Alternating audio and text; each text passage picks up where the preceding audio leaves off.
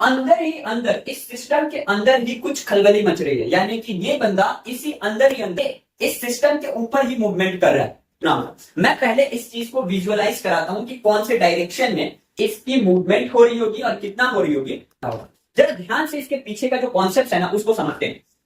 अब एक बात बताओ, इन दोनों बॉडी के अंदर मैं अगर समझ जाऊं कि ये बॉडी 1 है और ये बॉडी 2 है, जो पर्सन है वो बॉडी 2 है, अगर इन दोनों को मिला करके सिस्टम समझ लिया जाए तो इस पूरे सिस्टम के ऊपर जो है कोई भी एक्सटर्नल फोर्सेज नहीं लग रहा, क्योंकि फ्रिक्शन ऑब्वियसली ये फ्रिक्शन सरफेस है, ये फ्रिक्शन लगा सकता था जो कि नहीं लगा रहा, ये बात कोई फ्रिक्शन नहीं लग रही इसके अंदर। अंदर ही अंदर इस सिस्टम के अंदर ही कुछ खलबली मच रही है, यानी कि ये बंदा इसी अंदर ही अंदर ये इस सिस्टम के ऊपर ही मूवमेंट कर रहा है। यानी कि जब भी इंटरनल फोर्सेस चाहे जितना भी हो जाए तो आपस में उन दोनों की मूवमेंट होगी, लेकिन अगर एक्सटर्नल फोर्स कोई भी नहीं लग रहा तो एक्सटर्नल फोर्स नहीं लगने की वजह से इन दोनों बॉडी का जो सेंटर ऑफ मास होगा वो कहीं ना कहीं फिक्स होगा। तो मान के चलते हैं कि इन दोनों बॉडी का मिला करके मैं अज्यूम कर लेता हूं कि ये बॉडी मास 2m की है और ये बॉडी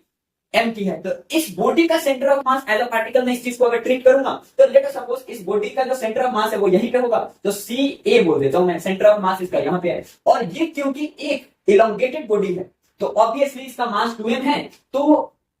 लाइन ऑफ सिमेट्री के ऊपर इसकी ये जो बॉडी है इस बॉडी का सेंटर ऑफ मास एग्जिस्ट कर रहा होगा, मतलब एकदम बीच में लाइन ऑफ सिमेट्री के ऊपर इसका सेंटर ऑफ मास एग्जिस्ट कर रहा होगा। मैं इसको मान लेता हूं C of P, P plank, यानी कि centre of mass of this plank is CP, इस वाले पॉइंट पे, और इस बॉडी का जो सेंटर ऑफ मास है वो यहाँ पे। लेकिन अगर इस पूरे सिस्टम का सेंटर ऑफ मास की मैं बात करूंगा तो ऑब्वियसली जिस तरफ मास ज्यादा है उधर की तरफ सेंटर ऑफ मास शिफ्टेड होगा। ये तो बात आपको लॉजिकली पता है कि सेंटर ऑफ मास दोनों सिस्टम का जो है वो इधर की तरफ कहीं होगा। तो मान के चलता हूं कि जो कंबाइंड सेंटर ऑफ मास एक और इस प्लैंक का है, मैं C of P plus A लिख रहा हूं, यानी सेंटर ऑफ मास इन दोनों बॉडी का कहीं ना कहीं इन दोनों लाइंस के बीच में होगा। अब एक बात बताओ, अंदर मूवमेंट हो क्या रहा है? ये बॉडी जो है ना, ये वाला पर्सन इधर की तरफ जा रहा है। तो मैं क्या करता हूं कि लेट सपोज ये बॉडी थोड़ी सी आगे की तरफ मूव कर गई, ये बॉडी जब इधर चली गई है तो ऑब्वियसली ये वाली चीज आप लॉजिकली बता सकते हो कि बैकवर्ड डायरेक्शन में आया हो। तो